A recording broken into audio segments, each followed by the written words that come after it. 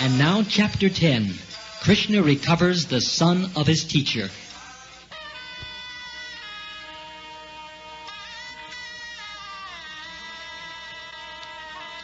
When Lord Krishna saw Vasudeva and Devaki standing in a reverential attitude, he immediately expanded his influence of Yoga Maya so that they could treat him and Balaram as children.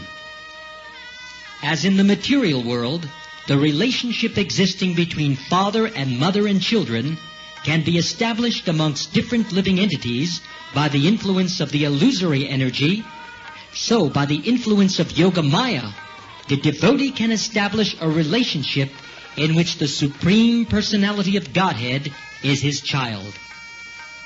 After creating this situation by his Yoga Maya, Krishna, appearing with his elder brother Balaram as the most illustrious son in the dynasty of the Satvatas, very submissively and respectfully addressed Vasudeva and Devaki.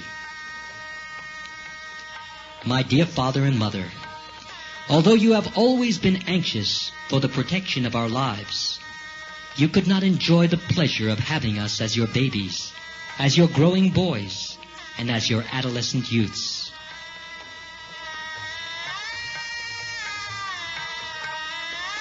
Krishna indirectly praised the fatherhood of Nanda Maharaj and motherhood of Yashoda as most glorious, because although he and Balaram were not their born sons, Nanda and Yashoda actually enjoyed their childhood pastimes. By nature's own arrangement, the childhood of the embodied living being is enjoyed by his parents. Even in the animal kingdom, parents are found to be affectionate to their cubs. Being captivated by the activities of their children, they take much care for their well-being.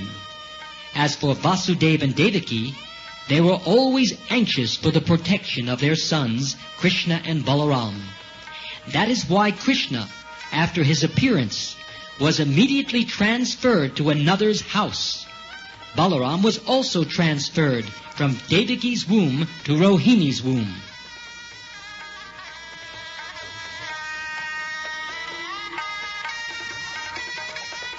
Vasudeva and Devaki were full of anxieties for Krishna and Balaram's protection and could not enjoy their childhood pastimes. Krishna said, "Unfortunately, being ordered by our fate, we could not be raised by our own parents to enjoy childhood pleasures at home. My dear father and mother, a man cannot repay his debt to his parents from whom he gets this body, which can bestow upon him all the benefits of material existence. According to the Vedic injunction, this human form of life enables one to perform all kinds of religious activities, fulfill all kinds of desires, and acquire all kinds of wealth. And only in this human form is there every possibility that one can get liberation from material existence. The body is produced by the combined efforts of the father and mother. Every human being should be obliged to his parents and understand that he cannot repay his debt to them. If, after growing up, a son does not try to satisfy his parents by his actions or by an endowment of riches, he is surely punished after death by the superintendent of death and made to eat his own flesh. If a person is able to care for or give protection to old parents, a chaste wife, children, the spiritual master, Brahmins, and other dependents, but does not do so, he is considered already dead, although he is supposedly breathing. My dear father and mother, you have always been anxious for our protection, but unfortunately, we could not render any service to you. Until now, we have simply wasted our time. We could not serve you for reasons beyond our control. Mother and father, please excuse us for our sinfulness.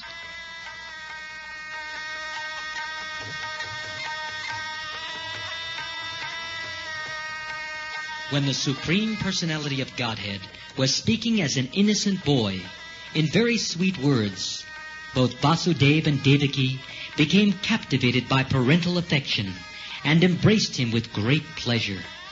They were amazed and could not speak or answer the words of Krishna, but simply embraced him and Balaram in great affection and remained silent, shedding incessant tears. Thus, having consoled his father and mother, the Supreme Personality of Godhead, appearing as the beloved son of Devaki, approached his grandfather Ugrasen and announced that Ugrasen would now be the king of the Yadu kingdom. Kamsa had been forcibly ruling the kingdom of Yadu in spite of the presence of his father, whom he had arrested. But after the death of Kamsa, Kamsa's father was released and announced to be the monarch of the Yadu kingdom. It appears that in those days, in the western part of India, there were many small kingdoms ruled by the Yadu dynasty, Andak dynasty, Vrishni dynasty, and Boj dynasty. Maharaj Ugrasen belonged to the Boj dynasty. Therefore, Krishna indirectly declared that the king of the Boj dynasty would be emperor of the other small kingdoms. He willingly asked Maharaj Ugrasen to rule over them because they were his subjects.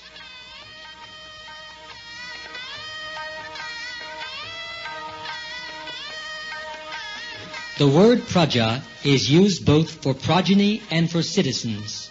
So Krishna belonged to the praja, both as grandson to Maharaj Ugrasen and as a member of the Yadu dynasty.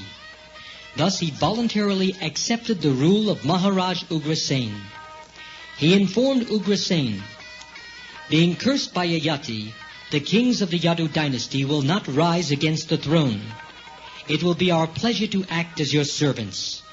Our full cooperation with you will make your position more exalted and secure, so that the kings of the other dynasties will not hesitate to pay their respective revenues. Protected by us, you will be honored even by the demigods from the heavenly planets. My dear grandfather, out of fear of my late uncle Kamsa, all the kings belonging to the Yadu, Vrishni, Andak, Madhu, Dashara, and Kukura dynasties were very anxious and disturbed. Now you can pacify them all and give them assurance of security. The whole kingdom will be peaceful.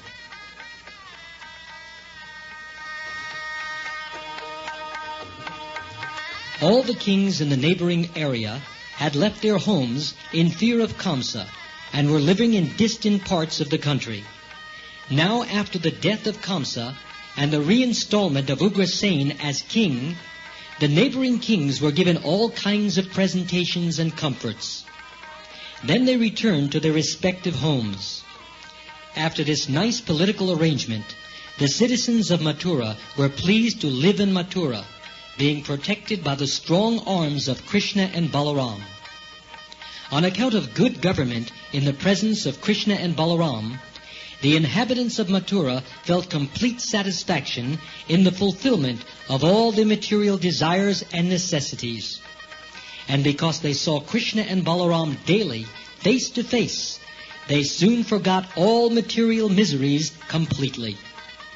As soon as they saw Krishna and Balaram coming out on the street, very nicely dressed and smiling and looking here and there, the citizens were immediately filled with loving ecstasies simply by seeing the personal presence of Mukunda. Mukunda refers to one who can award liberation and transcendental bliss. Krishna's presence acted as such a vitalizing tonic that not only the younger generation, but even the old men of Mathura became fully invigorated with youthful energy and strength by regularly seeing him.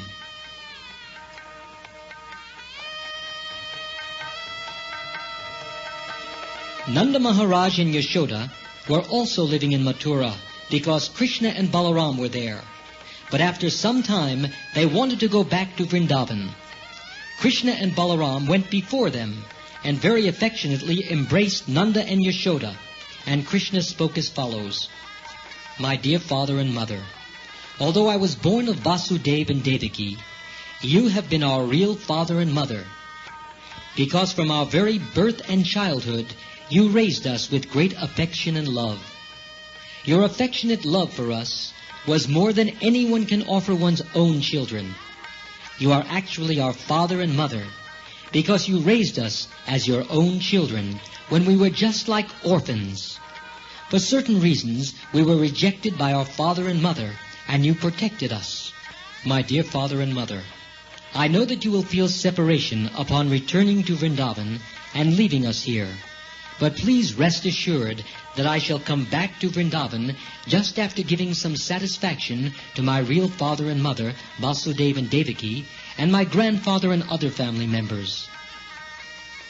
Krishna and Balaram satisfied Nanda and Yashoda by sweet words and by presentations of various clothing, ornaments, and properly made utensils. They satisfied them along with their friends and neighbors who had come with them from Vrindavan to Mathura as fully as possible. On account of excessive parental affection for Balaram and Krishna, Nanda Maharaj felt tears in his eyes, and he embraced them and then started with the cowherd men for Vrindavan.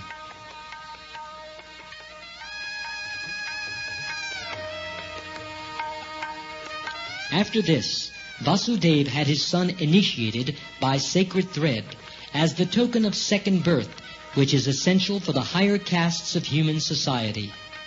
Vasudeva called for his family priest and learned Brahmins, and the sacred thread ceremony of Krishna and Balaram was duly performed. During this ceremony, Vasudeva gave various ornaments in charity to the Brahmins, and endowed them with cows decorated with silken cloths and golden ornaments. Previously, after the birth of Krishna and Balaram, Vasudeva wanted to give cows in charity to the Brahmins, but being imprisoned by Kamsa, he was able to do so only within his mind. With the death of Kamsa, the actual cows were given to the Brahmins. Then Balaram and Krishna were duly initiated with the sacred thread ceremony, and they repeated the chanting of the Gayatri mantra. The Gayatri mantra is offered to disciples after the sacred thread ceremony, and Balaram and Krishna properly discharged the duties of chanting this mantra. Anyone who executes the chanting of this mantra has to abide by certain principles and vows.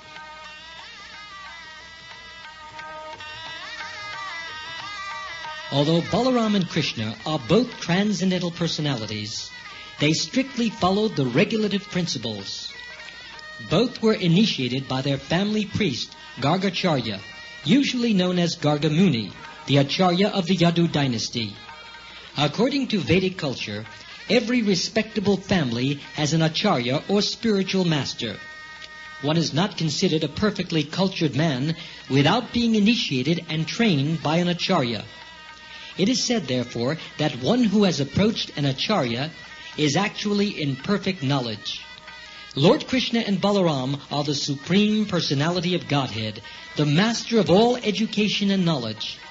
There was no need for them to accept a spiritual master or Acharya, yet for the instruction of ordinary men, they also accepted a spiritual master for advancement in spiritual knowledge.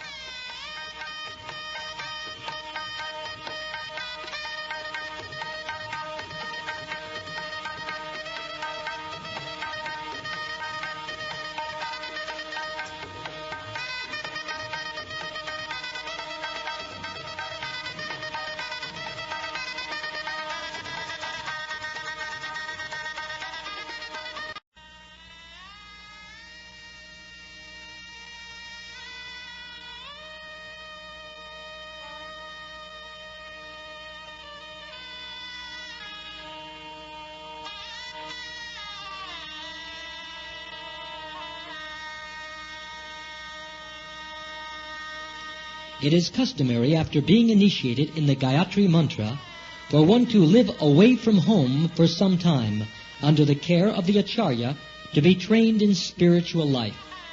During this period, one has to work under the spiritual master as an ordinary menial servant. There are many rules and regulations for a brahmachari living under the care of an acharya, and both Lord Krishna and Balaram strictly followed those regulative principles while living under the instruction of their spiritual master, Sandipani Muni, in his place in northern India. According to scriptural injunctions, a spiritual master should be respected and regarded on an equal level with the Supreme Personality of Godhead.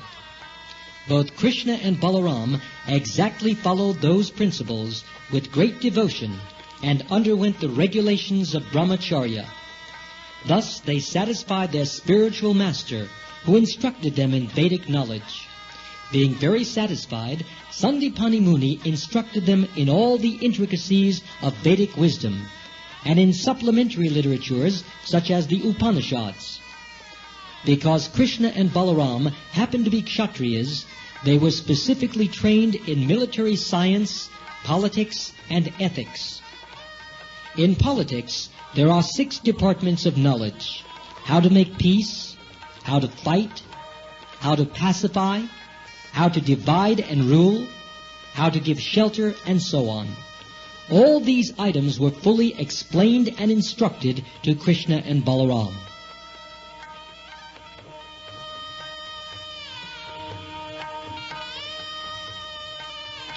The ocean is the source of water in a river.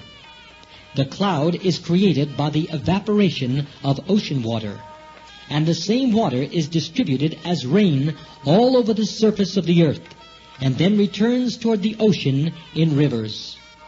So Krishna and Balaram, the Supreme Personality of Godhead, are the source of all knowledge, but because they were playing like ordinary human boys, they set the example so that everyone would receive knowledge from the right source. Thus they agreed to take knowledge from a spiritual master.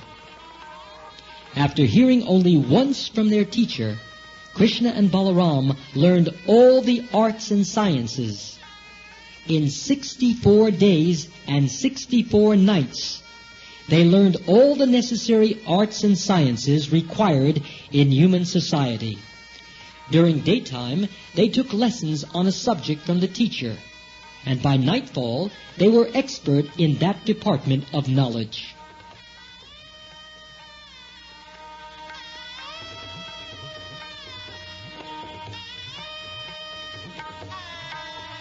First of all, they learned how to sing, how to compose songs, and how to recognize the different tunes. They learned the favorable and unfavorable accents and meters, how to sing different kinds of rhythms and melodies, and how to follow them by beating different kinds of drums. They learned how to dance with rhythm, melody, and different songs. They learned how to write dramas, and they learned the various types of paintings, beginning from different village arts up to the highest perfectional stage. They also learned how to paint tilak on the face and make different kinds of dots on the forehead and cheeks. Then they learned the art of making paintings on the floor with liquid paste of rice and flour. Such paintings are very popular at auspicious ceremonies performed at household affairs or in the temple. They learned how to make a resting place with flowers and how to decorate clothing and leaves with colorful paintings. They also learned how to set valuable jewels and ornaments.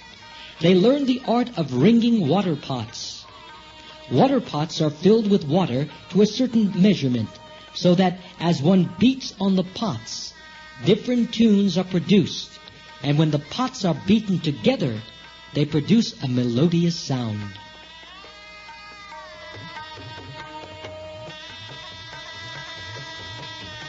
They also learned how to throw water in the rivers or lakes while taking a bath among friends.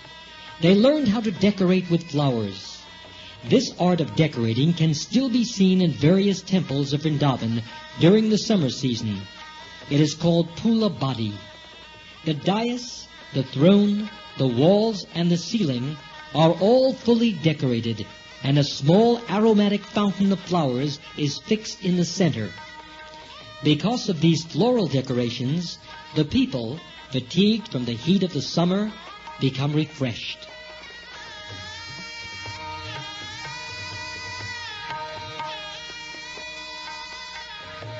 Krishna and Balaram learned the art of dressing hair in various styles and fixing a helmet in different positions on the head.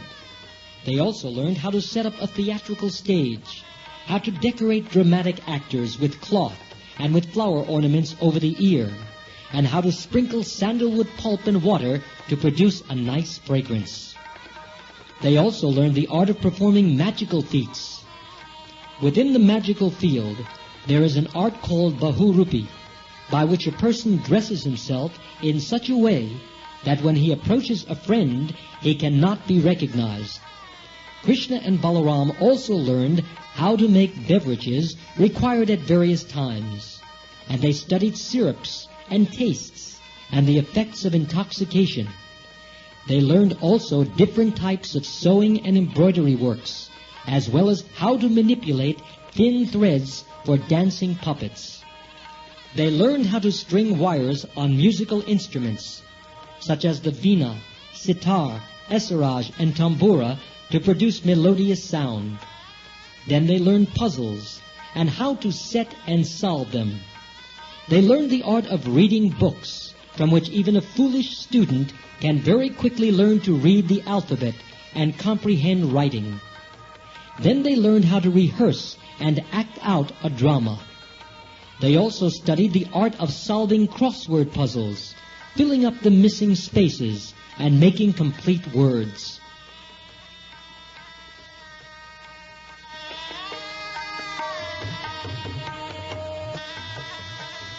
They also learned how to draw and read pictographic literature. In some countries in the world, pictographic literature is still current. A story is represented by pictures. For instance, a man and a house are pictured to represent a man going home. Krishna and Balaram also learned the art of architecture, how to construct residential buildings. They learned to recognize valuable jewels by studying the luster and the quality of their colors. Then they learned the art of setting jewels with gold and silver. They also learned how to study soil to find minerals. This study of soil is now a greatly specialized science, but formerly it was common knowledge even for the ordinary man. They learned to study herbs and plants and to extract medicine from the elements. By studying the different species of plants, they learned how to cross-breed plants and trees and get different types of fruits. They learned how to train and engage lambs and cocks in fighting for sport. Then they learned how to teach parrots to speak and answer the questions of human beings.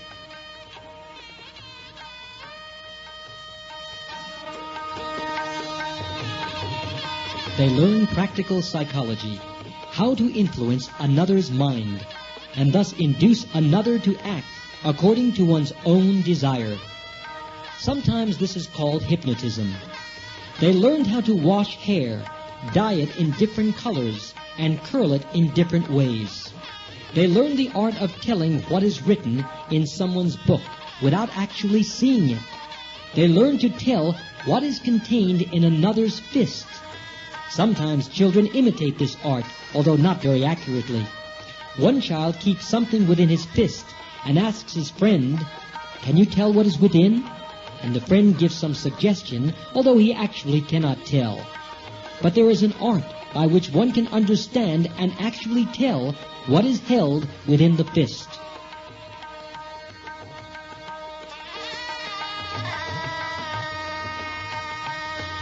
Krishna and Balaram learned how to speak and understand the languages of various countries.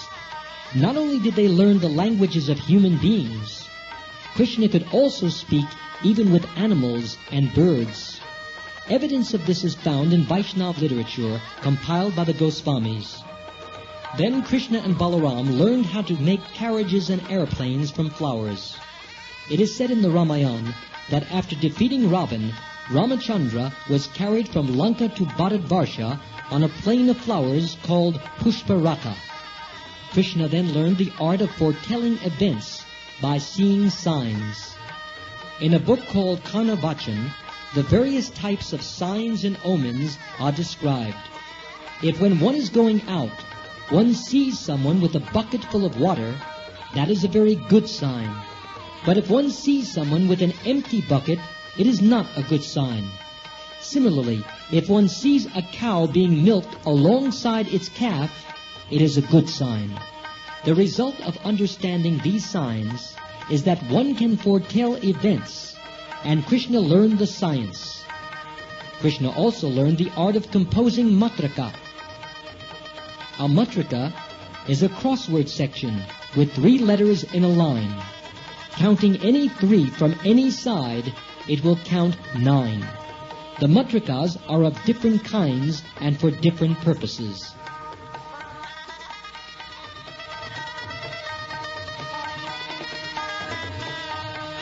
Krishna learned the art of cutting valuable stones, such as diamonds, and he learned the art of questioning and answering by immediately composing poetry within his mind.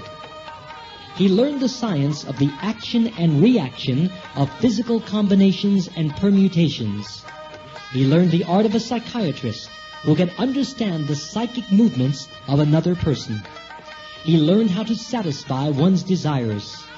Desires are very difficult to fulfill, but if one desires something which is unreasonable and can never be fulfilled, the desire can be subdued and satisfied, and that is an art. By this art, one can also subdue sex impulses when they are aroused, as they are even in brahmachari life. By this art, one can make even an enemy his friend, or transfer the direct action of a physical element to other things.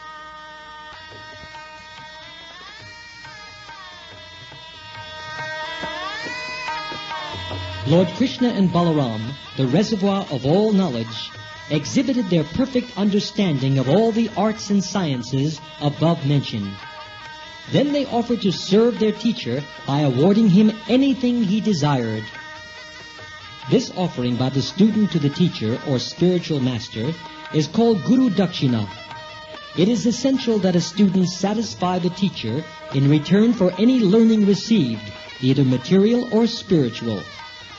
When Krishna and Balaram offered their service in this way, the teacher, Sandipani Muni, thought it wise to ask them for something extraordinary, something no common student could offer. He therefore consulted with his wife about what to ask from them. He and his wife had already seen the extraordinary potencies of Krishna and Balaram, and could understand that the 2 boys were the Supreme Personality of Godhead. They decided to ask for the return of their son, who had drowned in the ocean near the bank at Prabhas Kshetra.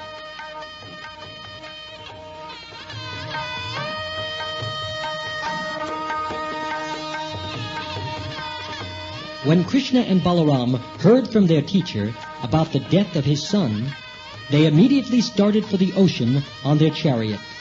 Reaching the beach, they asked the controlling deity of the ocean to return the son of their teacher. The ocean deity immediately appeared before the Lord and offered him all respectful obeisances with great humility. The Lord said, "Some time back you caused the drowning of the son of our teacher. I order you to return him." The ocean deity replied, "The boy was not actually taken by me, but was captured by a demon named Panchajan.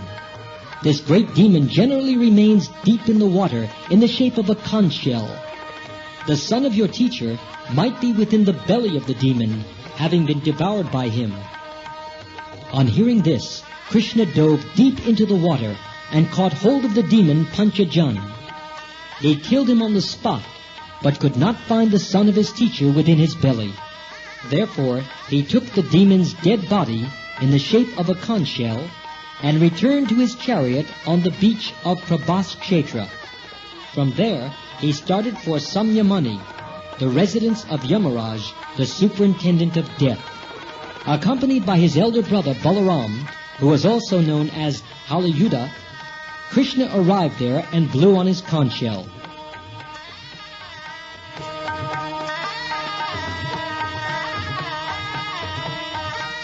Hearing the vibration, Yamaraj appeared and received Sri Krishna with all respectful obeisances.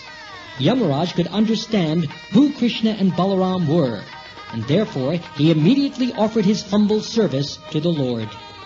Krishna had appeared on the surface of the earth like an ordinary human being, but actually Krishna and Balaram are the Supersoul living within the heart of every living entity. They are Vishnu himself, but were playing just like ordinary human boys. As Yamaraj offered his services to the Lord, Sri Krishna asked him to return his teacher's son, who had come to him as a result of his work. "Considering my ruling supreme," said Krishna, "you should immediately return the son of my teacher."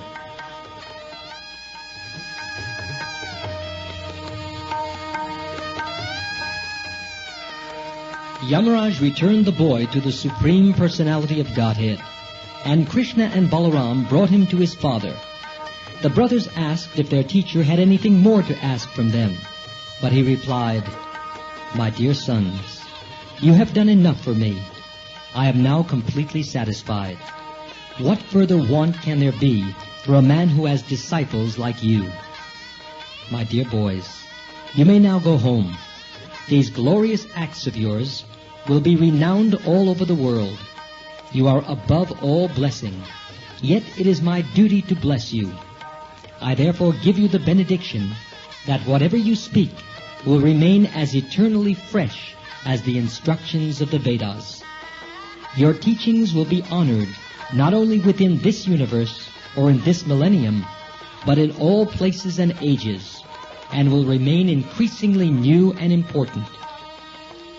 Due to this benediction from his teacher, Lord Krishna's Bhagavad Gita is ever increasingly fresh and is renowned not only in this universe, but in other planets and other universes also.